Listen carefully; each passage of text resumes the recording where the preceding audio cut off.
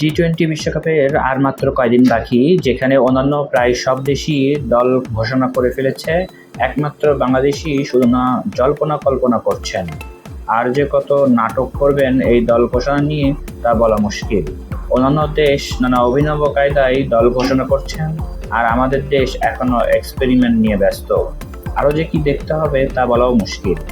আগামী মাসের শুরুতেই টি-20 বিশ্বকাপ শুরু হবে। আন্তর্জাতিক ক্রিকেট কাউন্সিল আইসিসি 1 মে দল ঘোষণার তারিখ নির্ধারণ করে দিয়েছিল। নির্ধারিত তারিখের মধ্যেই দল ঘোষণা করেছেন আসরের অংশ নিতে যাওয়া 20টি দল। তবে চলতি মাসের 25 তারিখের মধ্যে দলে পরিবর্তন করা যাবে।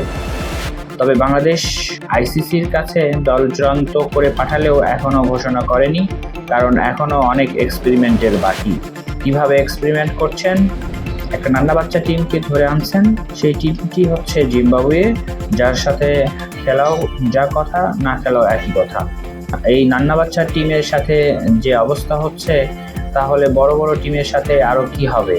এই এক্সপেরিমেন্টের উপর নির্ভর করে যদি দল ঘোষণা করেন, তাহলে সেই দল কতদূর যাবে তা সবাই আন্দাজ করতেই পারছেন।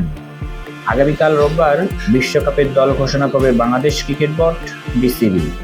প্রধান নির্বাচক গাজী আশরাফ হোসেন লিপু মাধ্যমকে জানিয়েছেন, সবকিছু চূড়ান্ত, এখন ক্রিকেট অপারেশনসের সবুজ সংকেত পেলেই আমরা দল ঘোষণা করব। আমরা মানসিকভাবে প্রস্তুত রয়েছি। কাল ম্যাচ শেষে বিকেলেই হয়তোবা দল ঘোষণা করব, আমাদের নির্দেশ দেওয়া হলে।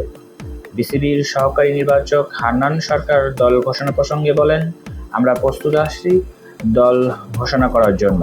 বাকিটা বোর্ডের সিদ্ধান্ত।